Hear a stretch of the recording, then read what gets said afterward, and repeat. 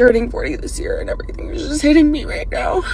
It's like, not where I wanted to be.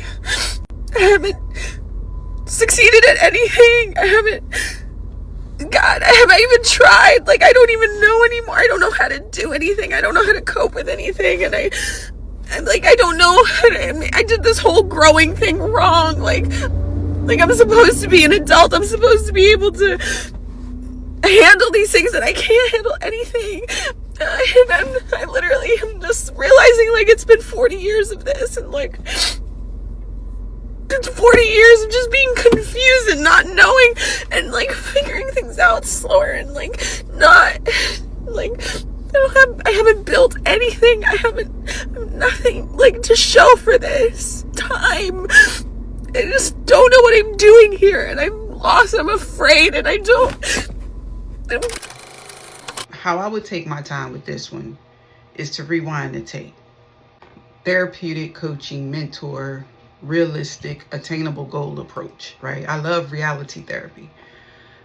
And every few years and milestones, we all feel like we haven't accomplished the epitome of what we wanted to obtain.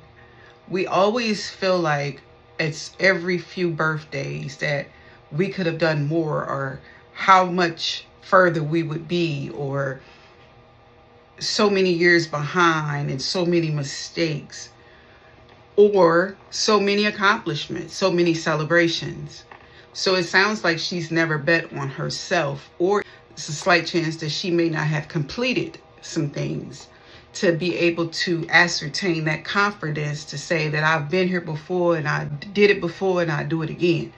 Because once you get that I did it before, I'll do it again momentum, with the help of God, with the help of fasting, with the help of praying, with the help of fostering an environment of empowerment and growth, your life changes. Now, everybody doesn't have that environment all the time, or initially, or throughout young adulthood, but it comes a time and place in our lives that we create and cultivate that environment.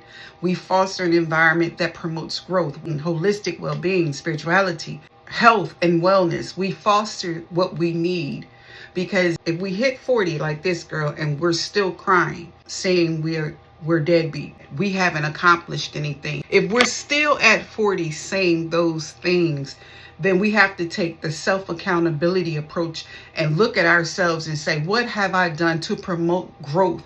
What have I done to be around iron sharpening iron? Or have I humbled myself to be sharpened, to be the student?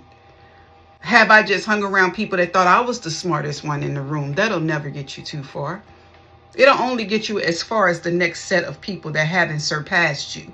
And that's the only people that's listening. When you come in a room that people haven't been exposed to what you're talking about, and you sound like the smartest one in the room, until one of the smartest ones or chosen ones has stood up and decided to lead and teach, and then you're finding yourself at the back of the class because you was only hanging around people that made you look smart. I've told my god sister when I turned 40, I said 40 to 45 was the hardest years for me.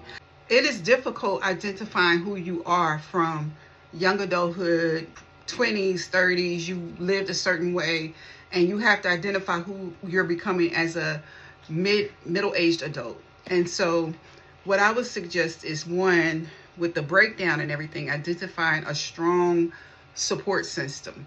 Two, I would say go and get mental health therapy, or a life coach, or a pastor, someone in a church if you belong to a church, and talk about what's ailing you in your heart that's making you feel like you're a failure.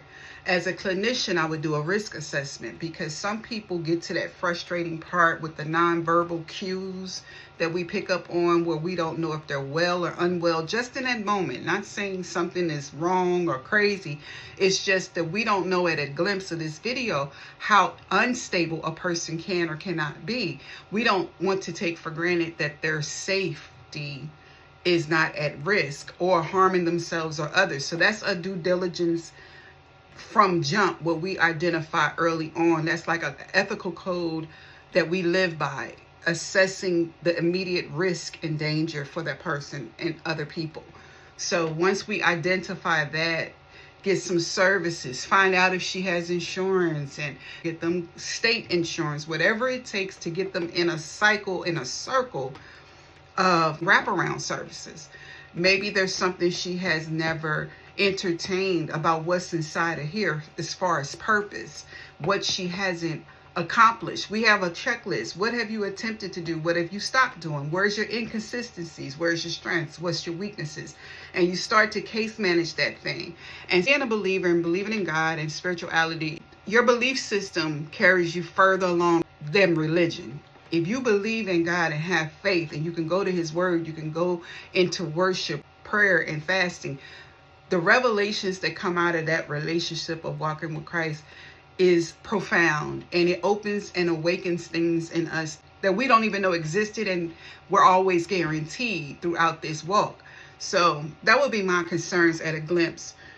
What has been past failures, traumas, immediate crisis management, threat to harm self or others, what things, what goals, what realistic things can we put into place to make them actionable steps for her to ascertain, to start to propel and see herself in a better light, and to see living in a better light and appreciate the breath in her body. All right, so I got to do it. This is your girl, Ava Cherie, and this is my unpopular opinion accountability reaction video. God's love and God's best to you.